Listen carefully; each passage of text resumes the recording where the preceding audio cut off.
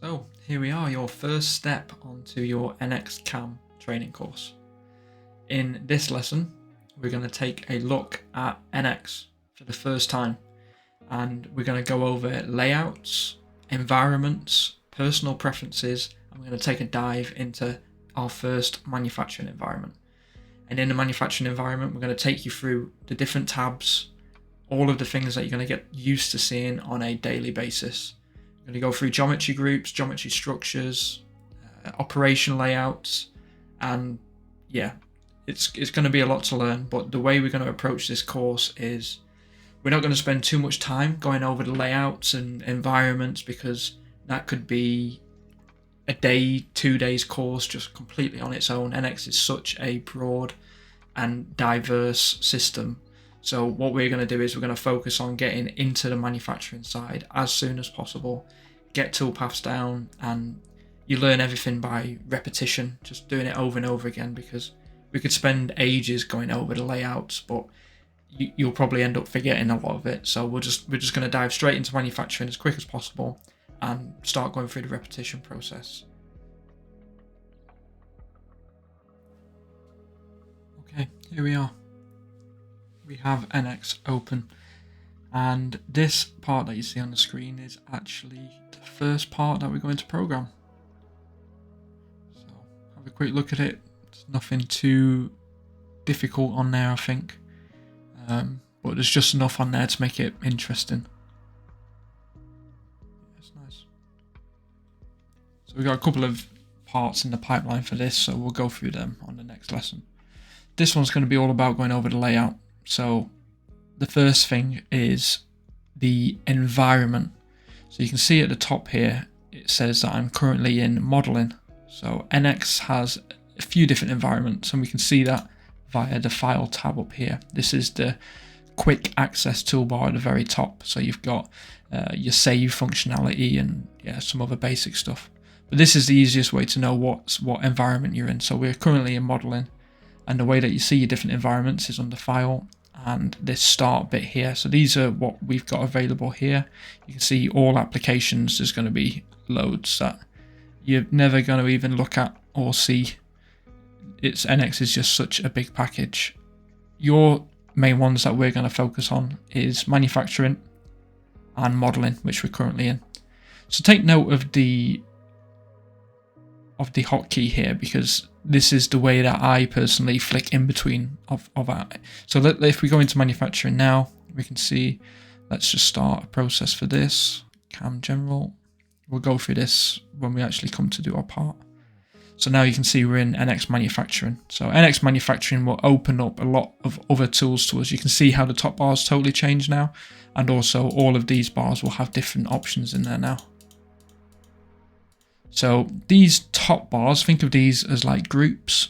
So you can imagine if all of these buttons were to be on one bar, it would just fill up massively, unless you had a 100-inch monitor, which none of us are using probably. So yeah, in here it's just nicely grouped. So you've got all your geometry stuff, analysis stuff, which is really helpful. You'll use measure a lot. Your viewings, you're going to use this a lot as well. So you'll have different clip sections if you want to like section your part and stuff like that. You can save those, so it's really nice. You've got layer settings, so you can turn things on and off, save things away on layers, keep things nice and neat. Display, so you can edit the colors and anything to do with display. They are quite self-explanatory, to be fair.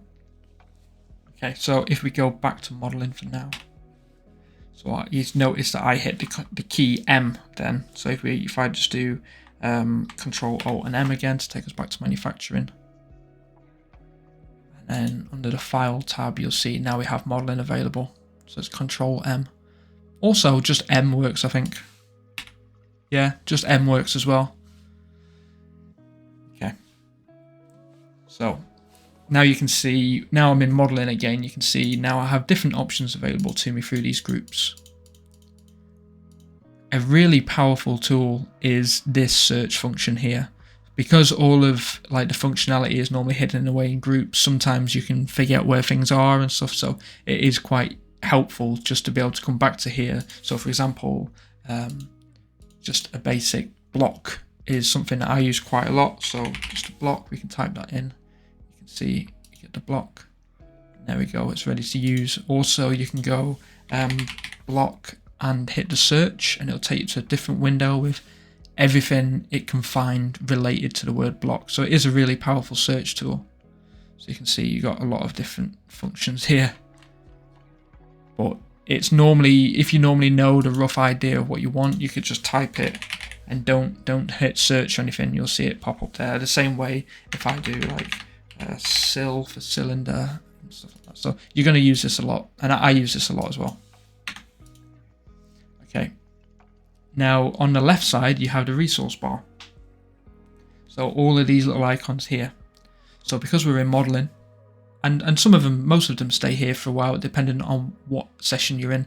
The one difference that you will see is, so now that we're in modeling, we can see your assembly navigator, constraints, part navigator.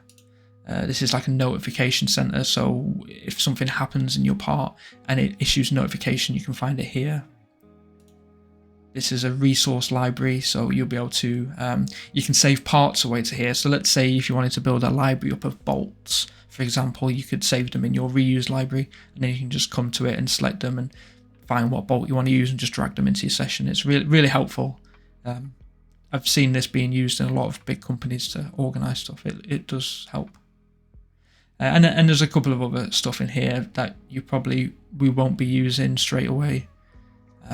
One big one is the roles. We'll touch up on that on the next lesson when we can personalize our environment a little bit. So a role is essentially the out of the box role that you get. We can customize this. You can add buttons in. So when you figure out, how you use the software, the functionality you like to use, and you can customize your own role and stuff. And yeah, it's definitely helpful, and it definitely speeds things up. So you definitely want to develop your own role in the future, but maybe not straight away. And for the purposes of this course, we probably won't change the role because we want it to be out of the box and the same for everybody. But we'll do a future lesson on how to create your own role and customize it and stuff. So maybe we'll do that towards the end of the course. Really helpful one is history. Okay, so we'll have a quick look into this. So we'll go into these in brief detail. Like I said, I don't want to spend too long going into all this stuff because we'll figure that out as we get into the course. I just really want to get you producing things as quick as possible, really. So this is the assembly navigator, and in here it will show you every part that you currently have in this session. Currently we only have one, so let's change that. If we go to add a new component, let me just browse for one quickly. I did a quick M4 bolt in there. We'll add that in. Don't want to add a constraint. So now you can see we have an M4 bolt, and that will show you every other thing that you have in there. You might have check stock in there, you might have vices, lots of different stuff, and we are going to go through that at a later date, because in the next, when we actually come to manufacture this, not this part in particular, but the next one, we're going to set up vice assemblies and have it so it's as proper as you can, basically. The next tab is constraints. So any constraints that you apply to any of the models, you can find in this tab here. So let me give you a demonstration of that. So if we do a quick constraint from this bolt, and we want it to be over that hole. Okay, so now you can see it's highlighted the constraint. And you can see the parent. Siemens NX works off a parent and child method, and it works really well.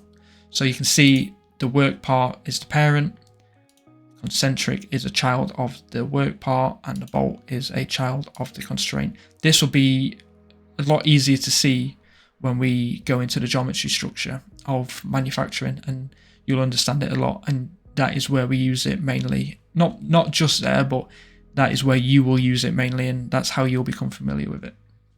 It's the same in other packages as well. It's quite a similar thing. Okay, so the next tab is the part navigator.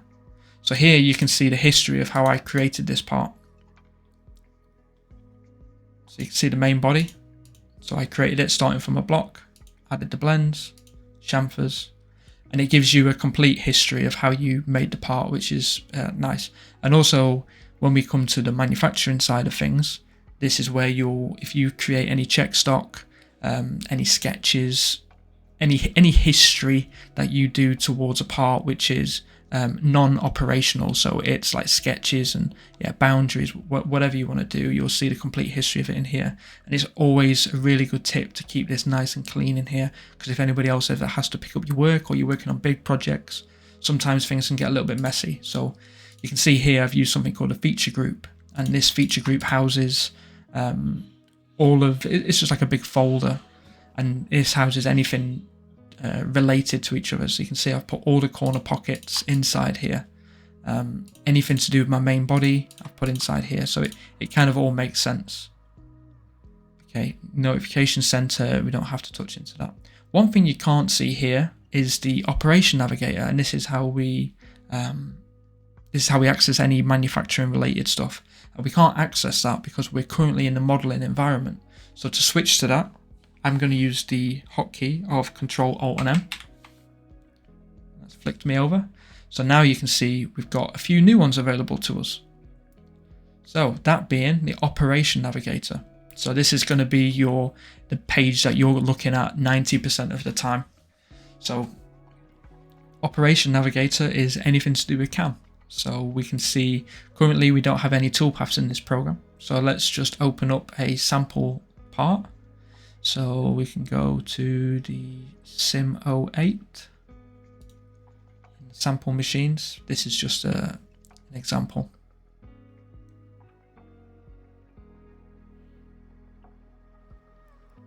Okay, so this is a test part, and it will just demonstrate how the operation navigator works. So you can see we're in the same operation navigator. So the program group is normally your very top heading.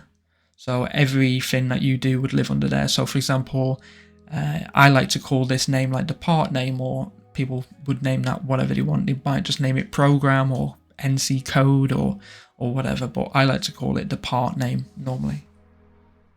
And then in here you can see we've got different folders. All of these folders are just housing toolpaths. So you can see all the roughing toolpaths are related to here.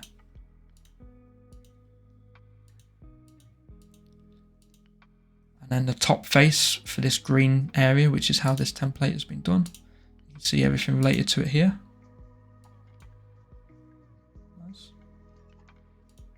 And so on and so forth. So this is where all of our toolpaths live.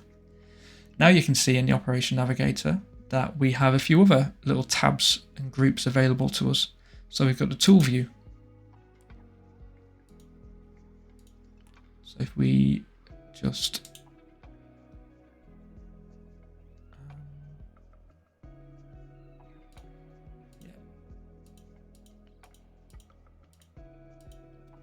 so in here you can see we've got a machine. So this is something that we'll look at too in a future video. This won't be included in this course because it's again, it's quite a big topic. This is more for machine tool simulation. So in here you can see at the very top level we've got the machine itself, which is what we see here. This is a Sim 08 machine. Then we have a spindle pocket and a few tools. The main thing that you want to worry about here is just the tools, because we're going to start off basic. We're not going to have any of this, and we're not going to use pockets and stuff because that is all machine specific and company specific. It's very different. So we're just going to focus on the actual tool creation. So when we come to do it, all we'll see in here is just the tools. Okay, next up, the geometry view. So this is a big one. So in here you're starting to see the parent and child method really in full flow, because you can see at the very top level we have our MCS main, which I like to think of this as your machine datum. So how you would expect to set the datum on the machine. So you can see here, if we double click that, this is being set at the spindle nose. So this, again, this is because it's a template machine. This is how they must have set it up when they did the template. So every machine's different. And again, this is another thing that's quite company specific, but we're going to keep it really basic. So, and this workpiece is being inherited by the datum. So everything that happens under this workpiece, so you can see all of these toolpaths live under here, that all gets inherited by the datum. In this workpiece, you'll see we've got a part, a blank, and any check.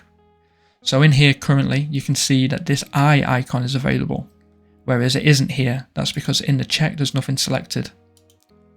And in the part's selected. So this is just a quick way to just highlight what is under this category. And the blank, there we go. There's your blank. We are going to go over this in the next video. This is just a quick overview. Okay, method groups. So again, you're going to be using these on every toolpath. So a method group is a way for your toolpath to inherit stock levels and tolerances. So we'll see in here, in this mil rough category, it's got a part stock of 1 mil. What that will do, any toolpaths that inherit this mil rough, so we can see this cavity, if we go into this toolpath, we can see that the part size stock is at 1 mil. And you'll see that that is being inherited from the mil rough. If I change this manually,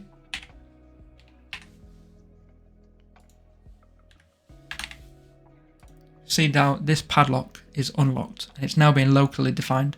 So that's split itself from this mil rough group. You really want to avoid doing that if possible. So we'll inherit that again and take that back. Okay. And you'll see in the mil finish group, we're at a 0 stock and the in tol and out tol is slightly different. So 0.3 and 0.3 and 0.12. So we'll talk about this in the future.